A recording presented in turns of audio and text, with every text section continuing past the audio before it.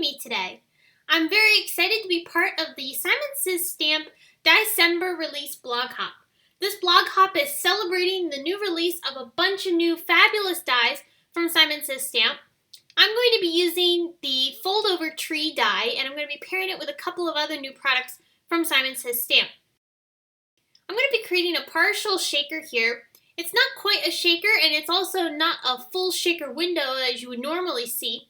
So this is a little bit of a different technique. Now the reason I'm calling this a partial shaker is because the sequins inside don't really move.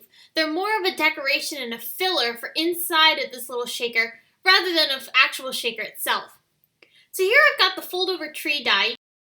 You can see it's a half of a tree, and this can be used in a variety of different ways. I'm going to be using it to create a little window on my card panel, which I'll be die cutting from the Simon Says Stamp Stitch Rectangle die.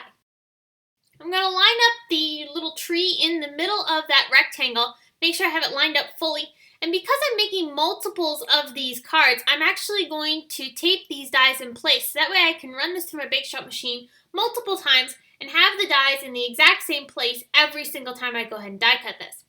So I'm going to go ahead and lift out the die, and you can see it creates our stitched rectangle frame, but we've also got the tree die cut in the center.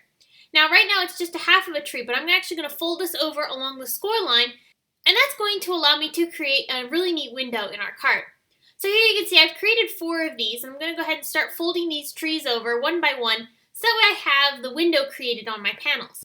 This would be really fun to die cut from some pattern papers, so that way you could have a pattern on the back side of this tree, so that way when you fold it over there's a different pattern. That would look really cool as well.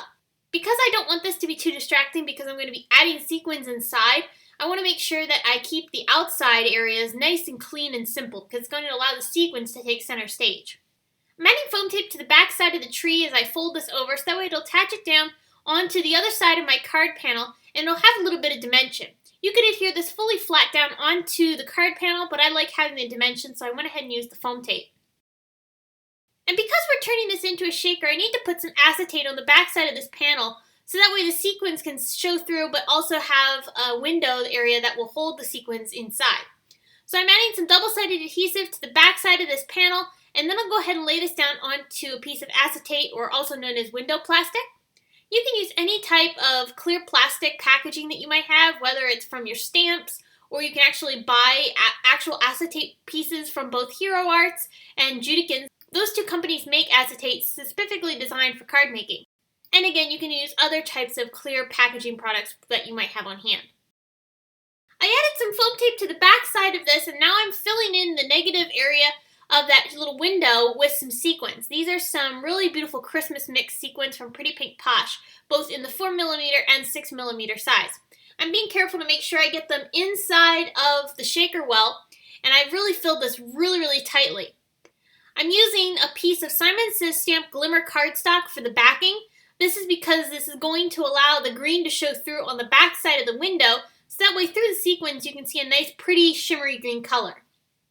I'll go ahead and press that down good, and there you can see we've got our shaker panel all put together, and you can see it shakes a little bit, but not too much. I like that it really traps those sequins inside. It adds a really nice filler to this card.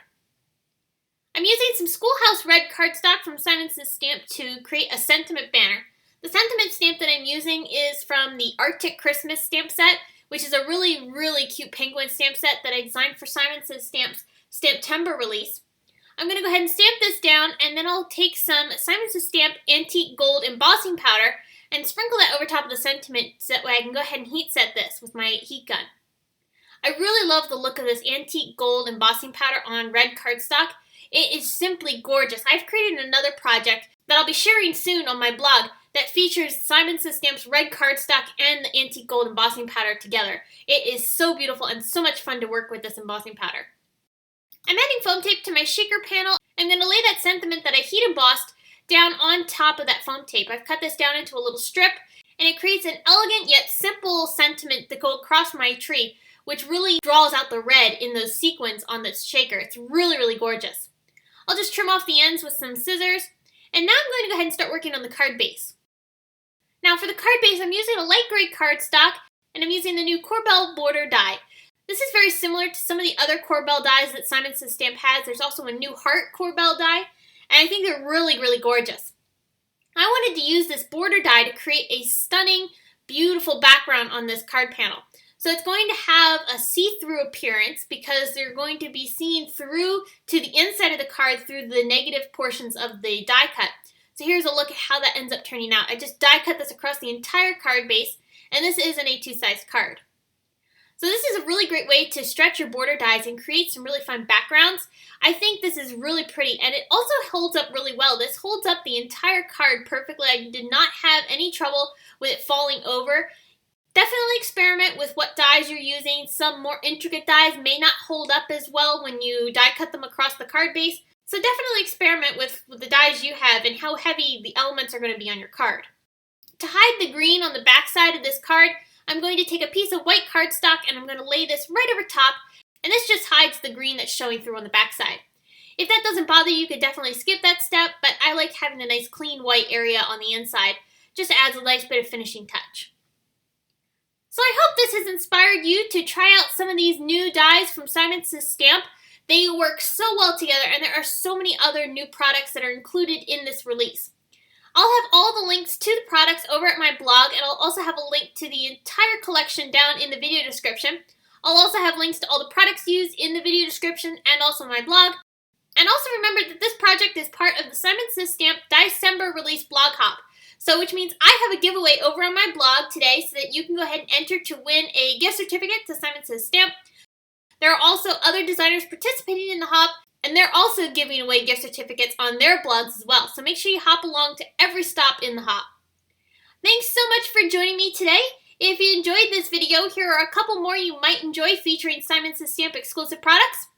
Please give this video a big thumbs up, subscribe to my YouTube channel, and you can connect with me on social media at Facebook, Instagram, Pinterest, YouTube, as well as my blog. Thanks so much for watching. I'll see you again soon.